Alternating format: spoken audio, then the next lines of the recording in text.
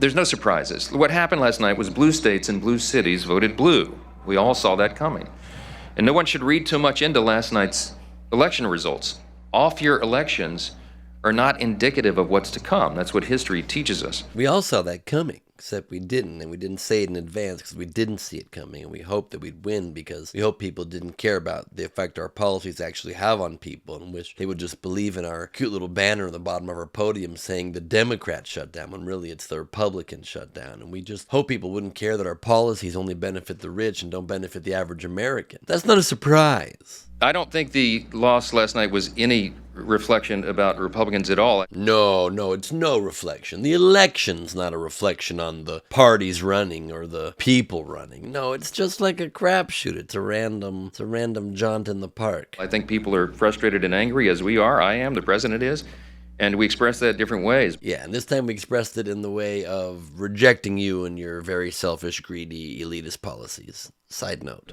Look, we look forward. We're looking forward to a great election running on our record. Oh, the next one you mean? Because you shouldn't be looking forward to the one yesterday or even looking back at it with any sort of smile because you got trounced. You got trounced, dog. And we're gonna get all of our incumbents reelected, and we're gonna add to the number here. So that's the answer. Yes. No, you ain't. That might be the answer, and then quickly move on. So that's the answer. Anybody else can please change this topic because I can barely even sell it to my own brain or soul. So can somebody else please ask a question that changes topics? Oh boy, we got murdered in the election last night. As you could have obviously called, Mike Johnson and the Republicans are in denial, straight up denial. And it's not just the river in Egypt, by the way. I'm sorry about that very old joke pun. They got trounced in multiple key elections across the country. It was a blue wave, but you do you. Here's a little more of that doing him. No, I look, the question is, President Trump wasn't on the ballot. He's right about that. He and I spoke about that again, but... We spoke several times about how President Trump's not on the ballot. He kept saying, am I on the ballot? And I kept saying, you're not on the ballot. But definitely, the way you're leading our party is on the ballot.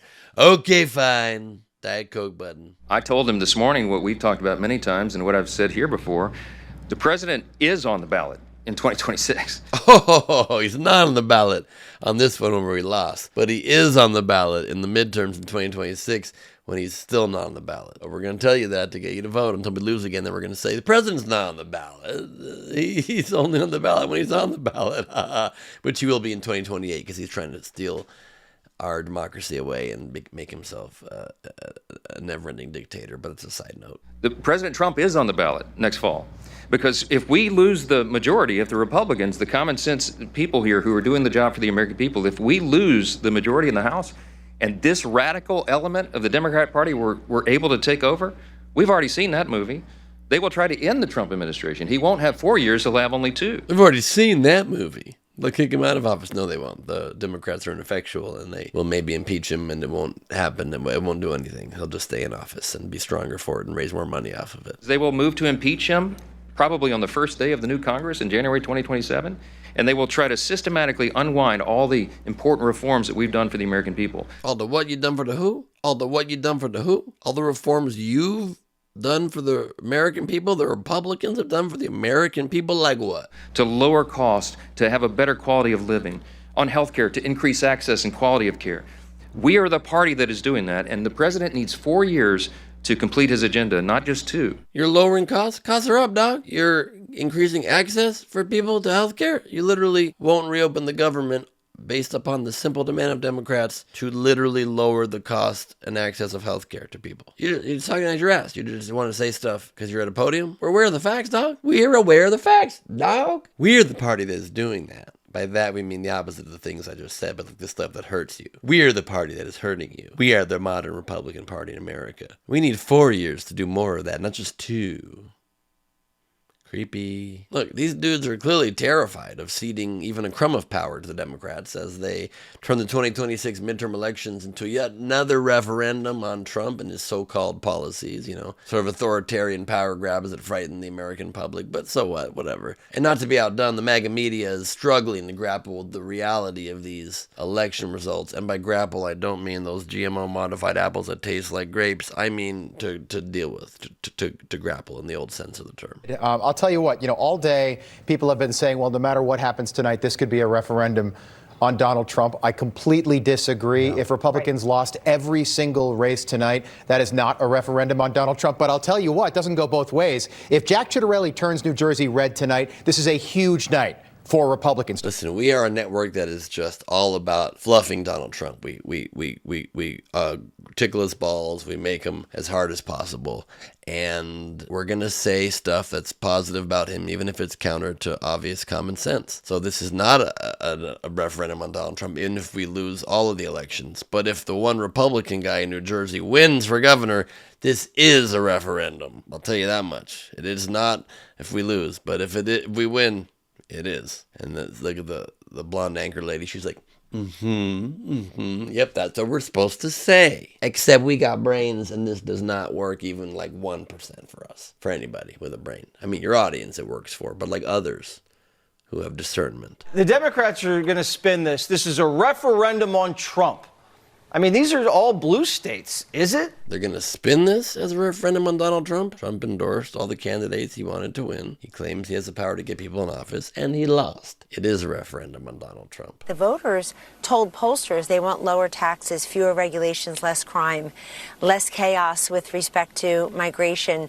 They want to make sure that the police are respected and that their values are reflected. And then they went and voted against all of that today in the form of these governors. Look, the voters told pollsters they wanted lower taxes, less crime, less chaos with respect to migration, and then didn't show that at the voting booth? No, they did. They just chose the people that actually lower the taxes, not just for the rich, but for everybody, that actually don't create crime by committing crime from the government itself by terrorizing American citizens and creating literal chaos in the streets. That's why they voted Democrat. Why did they told us they didn't want the stuff that we're doing, and then they voted against us. It doesn't make any sense. Except it does. Except it does. And you know that, and I know that. So let's just stop bull Kellyanne con all the way to the bank. so to the extent that tonight is a referendum on President Trump at all, guess what? It means that he's one of one. You can get his endorsement, and this is a clarion call for 2026, folks. You can have President Trump's endorsement. It doesn't mean you're going to win. You have to do what he did. You have to go and dip into these unfamiliar to Republican constituencies.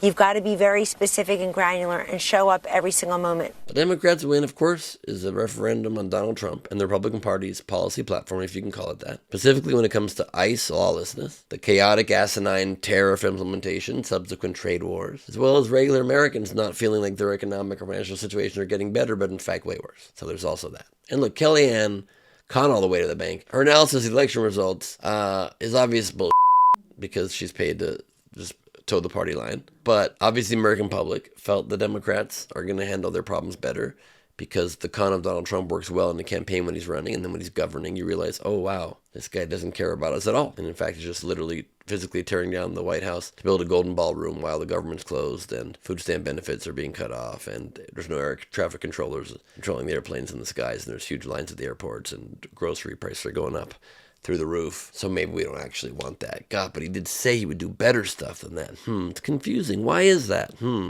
So that's how you understand the election results, despite how much Mike Johnson wants to say. There's no surprises tonight. We knew that was going to happen. No, you didn't. And the results are shocking to you, and it's sad, and it's hard, and I get it, Mikey. But it's still the reality. You're going to have to deal with it. Maybe start being genuine, having a soul, caring about stuff, and then maybe you win elections. Until then, so sorry, but not sorry, and bye-bye.